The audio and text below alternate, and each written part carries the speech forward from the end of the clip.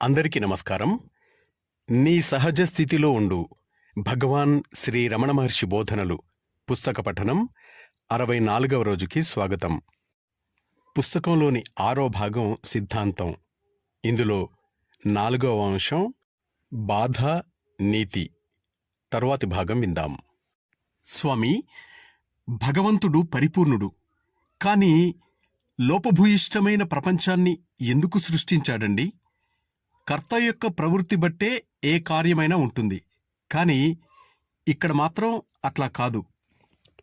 ఈ ప్రశ్నని లేవనెత్తేది ఎవరు? నేను, అంటే ఒక వ్యక్తిని. నీవీ ప్రశ్న వేస్తున్నావు, బాగానే ఉంది. కానీ నీవు భగవంతుని కన్నా వేరా? నీవు దేహంతో తాదాత్మ్యం చెందినంతసేపు నీకు ప్రపంచం బయట ఉన్నట్టే అనిపిస్తుంది. అందులోని అసంపూర్తి కనబడుతుంది. భగవంతుడు పరిపూర్ణుడు, ఆయన సృష్టి కూడా పరిపూర్ణమే. కానీ అది నీకు అసంపూర్ణంగా కనబడడానికి కారణం నీకున్న తప్పు తాదాత్మ్యం. భగవాన్, శోకమయమైన ప్రపంచంగా ఆత్మ ఎందుకు రూపం దాల్చింది? దానిని నీవు అన్వేషించాలి. నీ కళ్ళు తమని చూసుకోలేవు. అద్దాన్ని ముందు పెడితే మాత్రం చూసుకోగలుగుతాయి. సృష్టి విషయం కూడా అంతే. ముందు నిన్ను నీవు చూసుకో, ఆ తరువాత ప్రపంచమంతా ఆత్మగానే చూడు. అంటే నేనెప్పుడూ అంతర్దృష్టి కలిగే ఉండాలన్నమాట. అవును. నేను ప్రపంచాన్ని చూడకూడదా అసలు? ప్రపంచాన్ని చూడకుండా కళ్ళు మూసుకోవాలని నీకెవరూ చెప్పలేదే. మొదట నిన్ను నీవు చూసుకొని ఆ తరువాత ప్రపంచాన్నంతా ఆత్మగా చూడమనే చెప్తున్నాం. నీవు దేహానివే అనుకుంటే ప్రపంచం బయట ఉన్నట్లు అనిపిస్తుంది. నీవే ఆత్మవైతే ప్రపంచం బ్రహ్మంగా కనబడుతుంది. ప్రపంచ శాంతికై ఎట్లా కృషి చేయాలి స్వామి? ప్రపంచం అంటే ఏమిటి? శాంతి అంటే ఏమిటి? పనిచేసేవాడెవడు? నీవు నిద్రలో ఉన్నప్పుడు ప్రపంచం లేదు. మెలకువగా ఉన్నప్పుడు మాత్రం మనస్సుచే కల్పించబడుతుంది.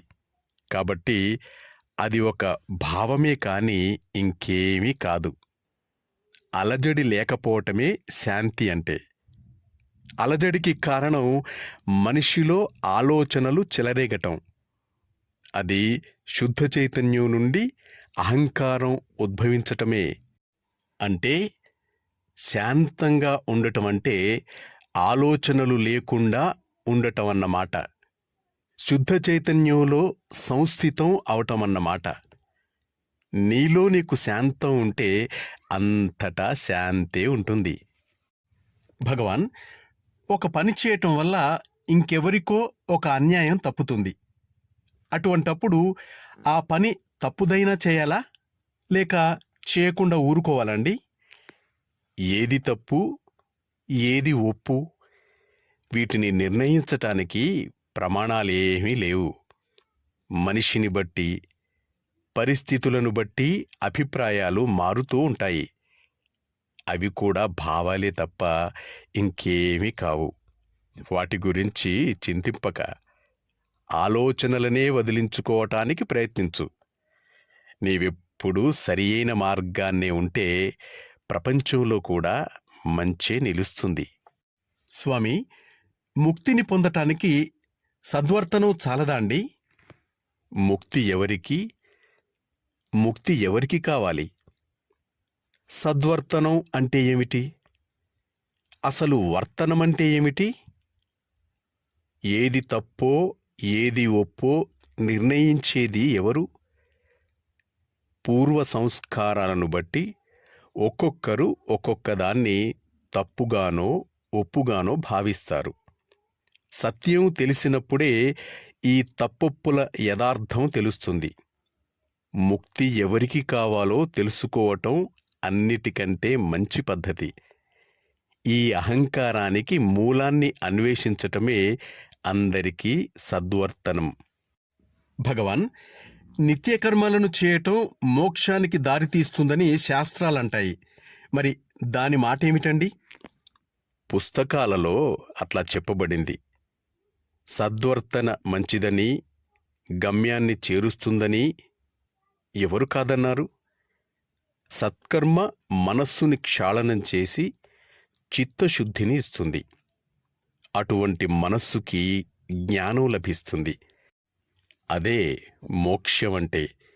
చివరికి జ్ఞానాన్ని అందుకోవాలి అంటే అహంకారం యొక్క మూలాన్ని కనుక్కోవాలి.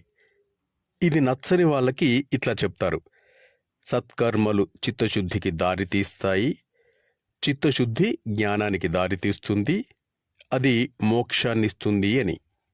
మరి పనుల వెనుక ఉన్న ఉద్దేశాలు ముఖ్యం కావా అండి? ప్రేమతో, ధార్మికమైన నిర్మలత్వంతో, శాంతచిత్తంతో చేసినదంతా మంచి పనే. వాంఛతో, అశాంత చిత్తంతో చేసినదంతా చెడ్డ పనే. ఫలం వస్తే చాలులే అనుకుంటూ ఏ మంచి పనిని చెడ్డ సాధనాలతో చేయవద్దు. సాధనాలు చెడ్డవైతే మంచి పని కూడా చెడ్డగానే పరిణమిస్తుంది. కాబట్టి సాధనాలు నిర్మలంగా ఉండాలి. స్వామి, మనమంతా విముక్తులమే, మనకు ఏ బంధమూ లేదు, మనం భగవంతుని నుండి నిప్పు కణాల వలె వచ్చాం, తిరిగి ఆయననే చేరుతాం అని అంటారు శ్రీ శంకరాచార్య. మరి అట్లా అయితే అన్ని రకాల పాపాలను మనం ఎందుకు చేయకూడదు? మనకి ఆత్మకి బంధం లేని మాట నిజమే. చివరికి నీ మూలంలో నీవు చేరుతావన్నది నిజమే. ఈలోగా నీవు అవే పాపకార్యాలు చేస్తే వాటి ఫలితాన్ని అనుభవించాల్సిందే. దానిని తప్పించుకోలేవు. ఎవరైనా వచ్చి నిన్ను బాదుతూ ఉంటే, నేను విముక్తుణ్ణి, ఈ దెబ్బల వల్ల నాకు ఏ బంధమూ లేదు, నాకే బాధ లేదు, వాడు కొడితే కొట్టని అని అనగలవా? అట్లా నిజంగానే నీకనిపిస్తే నీ ఇష్టం వచ్చినట్టు నీవు చేయవచ్చు. నేను విముక్తుణ్ణి అని పెదవులతో అనటంలో అర్థమేమిటి? స్వామి, ప్రపంచమంతా ఈశ్వరుని లీల అని, అంతా బ్రహ్మమయమని అంటారు. మరి అటువంటప్పుడు దురభ్యాసాలని విడనాడాలి అని ఎందుకంటారండి? మనిషి శరీరంలో ఒక పుండుందనుకో, శరీరంలో కొంచెం భాగమేనంటూ నిర్లక్ష్యం చేస్తే అది శరీరానికంతా నొప్పిని కలిగిస్తుంది. మామూలు వైద్యంతో నయం కాకపోతే డాక్టరు వచ్చి కత్తితో దానిని కోసివేసి ఆ మాలిన్యాన్ని తీసివేయవలసి వస్తుంది. ఆ భాగాన్ని తీసివేయకపోతే అది కుళ్ళుతుంది. తీసివేసిన తర్వాత సరిగ్గా కట్టుకట్టకపోతే చీము పడుతుంది. ప్రవర్తన విషయము అంతే. దురభ్యాసాలు, దురలవాట్లు దేహంలో కురుపు వంటివే. ప్రతి రోగానికి తగిన వైద్యాన్ని ఇవ్వాలి. అంటే సంప్రదాయ సిద్ధ నడవడికే కట్టుబడి ఉండాలన్నమాట. ఈ నియమాలు చాలా ఉపయోగిస్తాయి. వాటిని అనుసరించటం ఉచితం. కానీ నిజమైన జ్ఞాన సంపాదనకి అవి ఆటంకాలైతేనో లేదా అడ్డు తగిలితేనో వాటిని వర్జించవచ్చు. మాస్టర్స్, పుస్తకంలోని 6వ భాగం సిద్ధాంతము. ఇందులో 5వ అంశం కర్మ, విధి, మానవ సంకల్పం గురించి రేపు విందాం. అంతవరకు సెలవు తీసుకుంటూ మీ నవీన్, వరంగల్.